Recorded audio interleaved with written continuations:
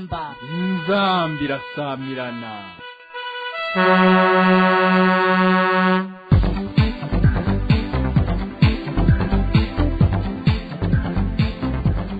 Le journal avec Julienne Mudinga.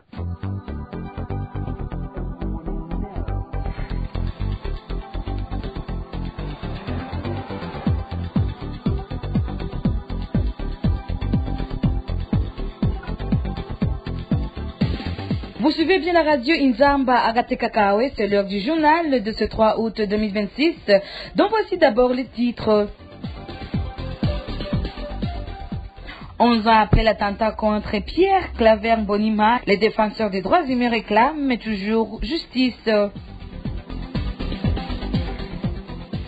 Dans la mairie de Bujumbura, la pauvreté pousse de plus en plus d'enfants à abandonner l'école. La FENASEB alerte sur la hausse des enfants déscolarisés. Et voilà pour le sommaire de ce journal. Dans quelques instants, le développement. Suivez les émissions de la radio Inzamba en direct sur le www.inzamba.org.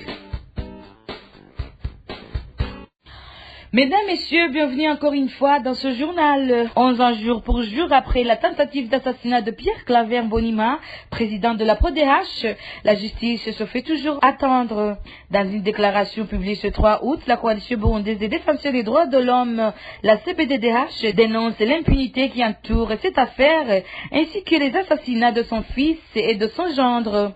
Bertrand Ngendakuyo, chargé de la communication au sein de cette coalition, appelle les autorités burundaises à faire toute la lumière sur ces crimes et à garantir une meilleure protection des défenseurs des droits humains. 11 années se sont écoulées, mais une question demeure sans réponse aujourd'hui.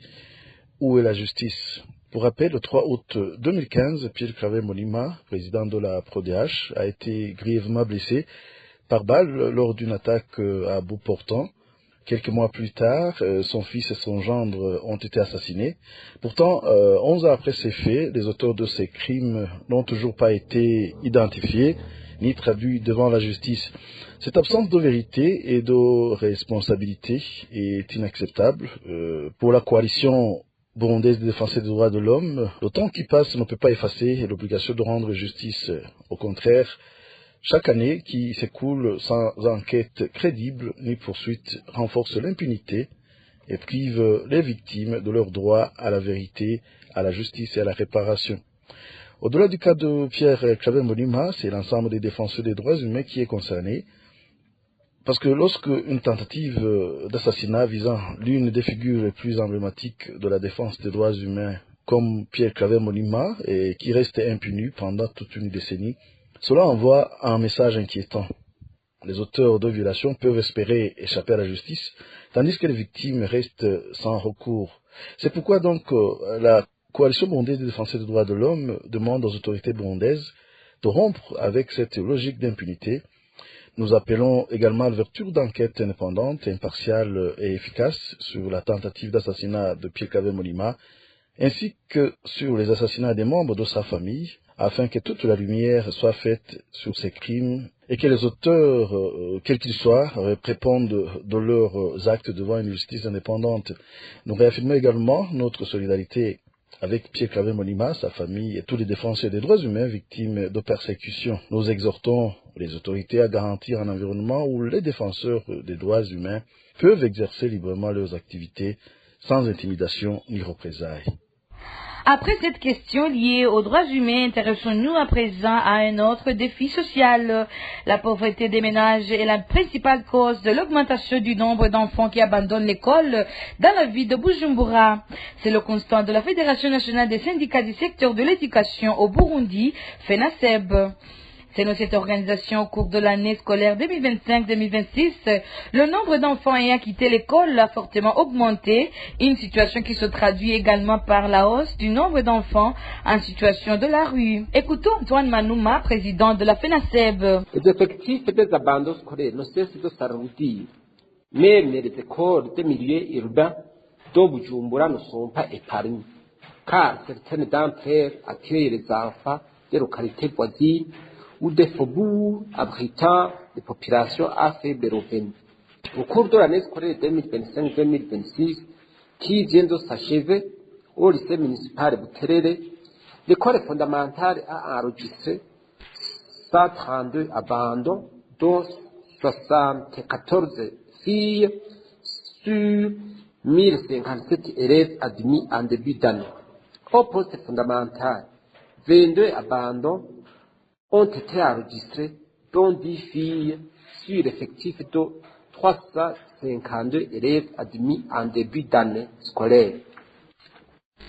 Au lycée municipal Boumé, l'école fondamentale a enregistré 45 abandons, dont 16 filles sur l'effectif de 309 élèves admis en début d'année scolaire, tandis que le poste fondamental a compté 17 abandons, dont 11 filles sur 259 élèves admis en début d'année. La pauvreté dans la majeure partie des ménages est la cause principale parce qu'elle contraint beaucoup d'enfants au travail précoce et à leur soumission aux pires formes du travail des enfants. On trouve même des enfants qui errent dans la ville de Bujumbura, dans d'autres centres urbains, le jour et la nuit, en train de pratiquer la mendicité. Les équipes rencontrées comprennent aussi bien les garçons que les filles. La FENASEB demande au gouvernement de mettre en place des programmes de soutien aux ménages les plus vulnérables et d'adopter une loi obligeant les parents à scolariser leurs enfants. Écoutons à nouveau Antoine Manouma, président de la FENASEB. D'autres facteurs sont notamment la perte du sens de la scolarisation face au chômage accru qui condamne certains jeunes à l'exil vers l'étranger, les parents désengagés de la scolarisation de leurs enfants, les grossesses non désirées suite aux violences sexuelles, les enfants font objet de trafic, la mesure de la gratuité scolaire non appliquée qui ouvre la voie aux contributions incessantes exigées aux élèves. Il n'existe même pas la législation sur l'obligation scolaire. À l'école, les éducateurs ne semblent pas préoccupés par la question d'abandon de leurs enfants. Pour parvenir à la réduction sensible d'abandon scolaire, des actions suivantes s'imposent, notamment la mise en place par le gouvernement des programmes de soutien aux ménages démunis ou la généralisation des cantines scolaires aux écoles qui accueillent les enfants des familles moins nanties. La mise en place par le gouvernement de la loi sur l'obligation scolaire pour encourager les parents à garder les enfants à l'école ou punir les parents réticents. La mise en place d'une législation claire en matière des auteurs du travail des enfants avant l'âge requis ou des pires formes de travail des enfants. Les auteurs du trafic des enfants ou des violences sexuelles subies par les filles scolarisées devraient être sévèrement punis. Parmi les missions des comités de gestion des écoles devait figurer la prévention du décrochage scolaire.